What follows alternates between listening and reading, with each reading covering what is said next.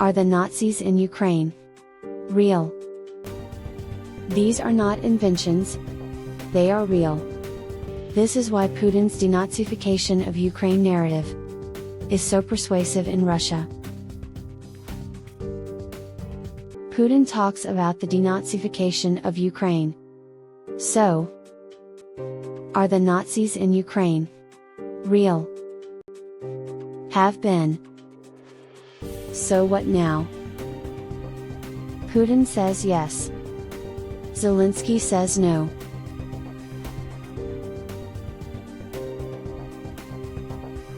Russia's memory war thrives on a villain. The Azov Battalion. Right sector. Svoboda. These are not inventions. They are real. But how powerful are they? And do they define Ukraine? There is room for debate.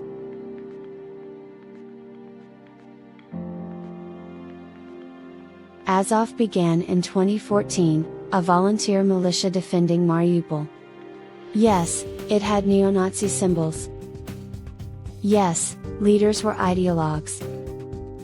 But Azov was absorbed into Ukraine's National Guard in 2015. Its image softened. Its politics diluted. Does this mean that the far-right ideology has completely disappeared? Still, Russia's propaganda didn't forget the Volksengel.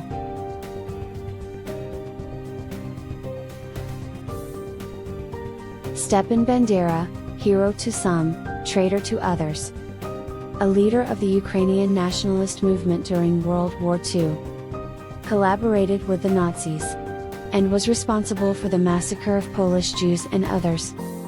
However, he later advocated Ukrainian nationalism, confronted the Nazis, and was imprisoned.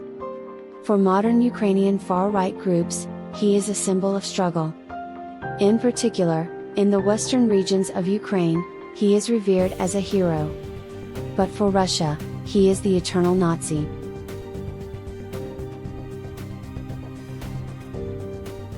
Far-right parties like Svoboda was one of the pillars of the 2014 Euromaidan revolution. The revolution toppled Viktor Yanukovych's pro-Russian regime, and became a turning point in Ukraine's 21st century history, which led to the Crimean crisis in 2014, the war in Donbas, and Russia's invasion of Ukraine in 2022. Far-right parties once gained 10% of the vote. Today, they have no seats in parliament. Their slogans echo in fringe marches, not in Kyiv's policies. Zelensky is Jewish. His government has condemned fascism. But in war, symbols reawaken.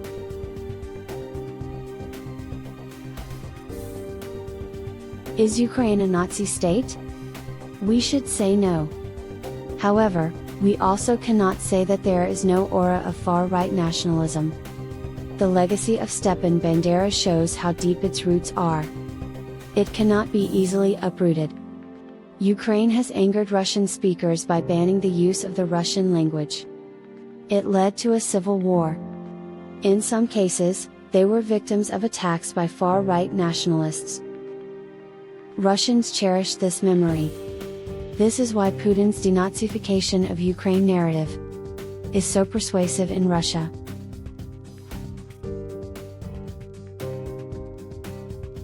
History is not a weapon. History is also not neutral. Therefore, depending on what narrative it is wrapped in, it can be the most dangerous weapon. This is why the slogan denazification of Ukraine should not be seen as a simple means of rationalizing invasion. This is the war of memory, designed by Vladimir Medinsky, Putin's pen.